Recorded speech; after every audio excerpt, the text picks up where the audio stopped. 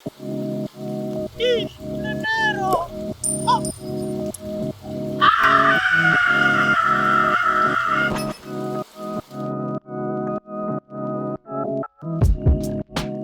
you grew up with handheld gaming, you've likely had this happen to you.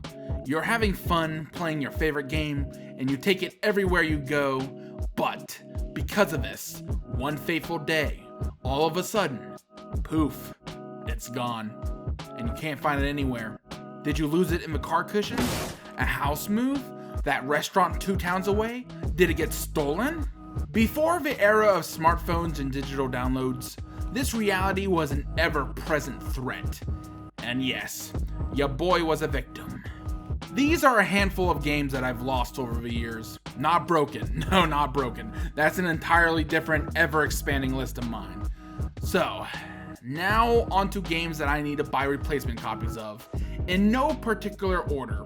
Well, maybe ordered somewhat by least to hardest hitting losses, because countdowns are fun.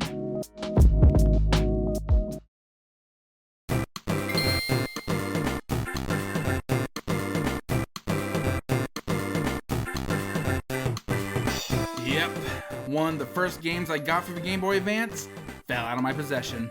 The Sonic Advance series was a pretty alright attempt at continuing the Hedgehog's classic Genesis gameplay into the modern era. Or, I guess, the adventure era, as people now call it.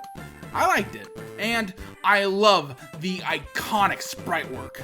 Say what you will about this series and which Sonic design you like best, but Classic Sonic was designed specifically to look good in compact sprites, and modern Sonic and his buddies were elongated to look good in 3D environments. It is a testament to the mastery of a sprite artist at Dimps to be able to perfectly encapture all of modern Sonic's details into these compact yet still readable sprites. Anyways, I'm getting way off topic. I was bestowed with Sonic Advance back when I was really young.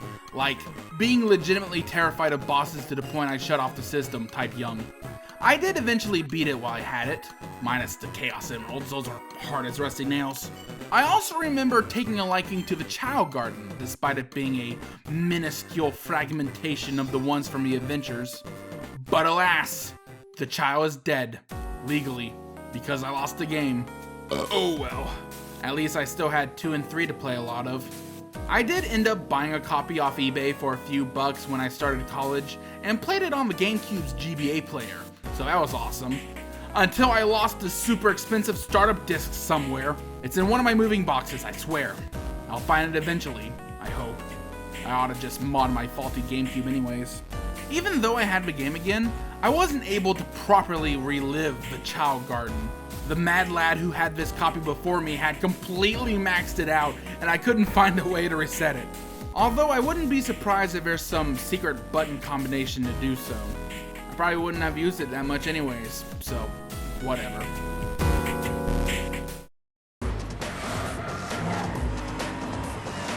Y'all remember Grid? I remember Grid for the DS. Believe it or not, I was hyped for this game, mainly because of one promised feature, being able to make your own tracks. Heck, I thought this game was called Grid because of the grid-based track maker. Turns out, the console versions didn't even have a custom course creator, and that Grid was some kind of racing terminology, of which I just now looked up while writing the script. Apparently, it refers to how the racers are positioned at the start of a race, so there's your fun fact for the day. When I got this game, it was pretty different to how I expected it, and the map maker was more restrictive than I would have liked, but I still had a good time with it, and even glitched a ramp into one of my courses. Man, I remember this one track challenge where you had to drive to the top of a mountain and then back down as fast as you can, and I always bruised up my car too much, like too busted up to move, after ramming into every wall, trying to take with sharp turners as quickly as possible. That was fun. Unfortunately, I lost this game somewhere during a trip, but I was still itching for customizable tracks on the go, so I picked up Trackmania DS when that dropped, and I hated it. Sure, the track editor was more of a focus of the game and was way less restrictive, but it felt like it had no flair. Although the tools were better, the file space wasn't. so I couldn't do anything cool like make a city and also all your opponent cars were all ghosts so you couldn't bump into them or anything.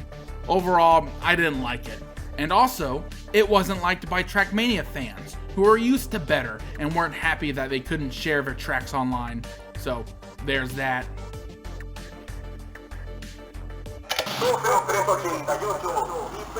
Forget leveling up. With ERPG, you can choose your own level. It's radical! Radical! Bananas.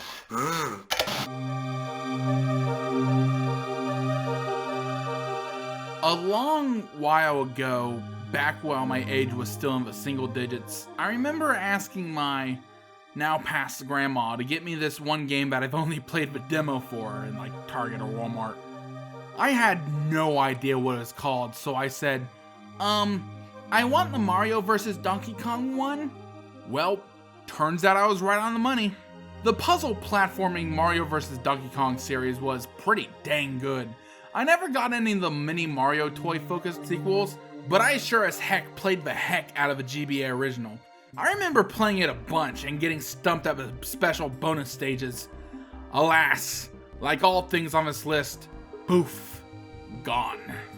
Thankfully, when I bought the 3DS before the price drop, the 3DS Ambassador program allowed me to play through it once more.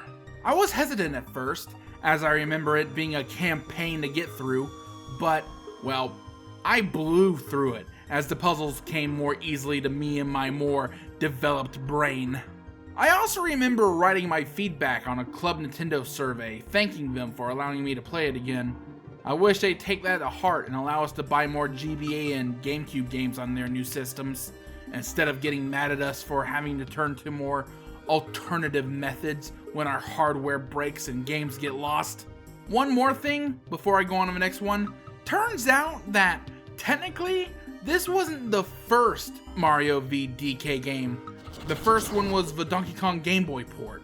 Yes, if you didn't know already, Donkey Kong for the Game Boy has way more in common with MVDK than the arcade original. I bought it on a whim and was completely surprised. My favorite part had to be, well, how I played through the first world with the original levels completely straight, like not realizing I had all the MVDK moves, and then in the last world, when it called back to the original levels, I blew through them with all the moves I realized I had, all while epic music was playing, but it was like all chopped up because this game handled the Game Boy's sound channels terribly. Unironically, one of my favorite gaming experiences. I recommend it.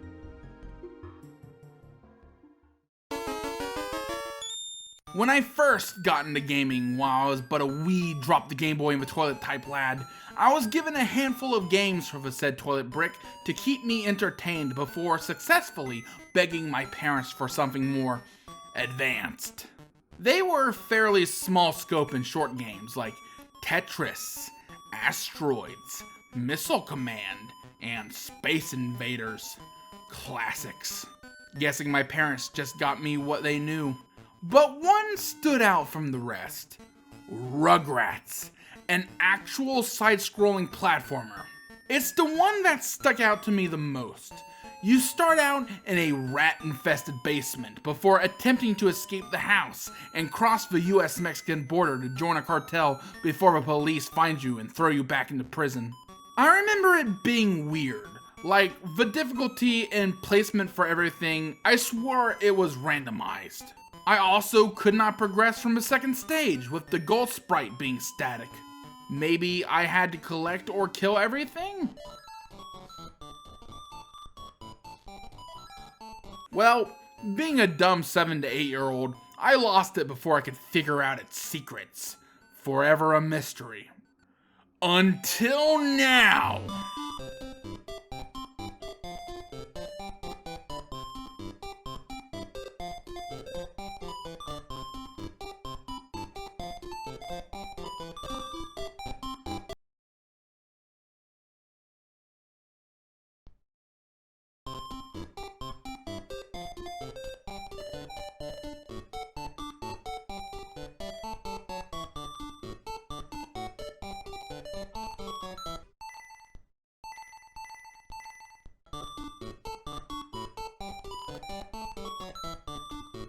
It's 4 o'clock in the morning. How come you play backbeat game? Because I've lost control of my life.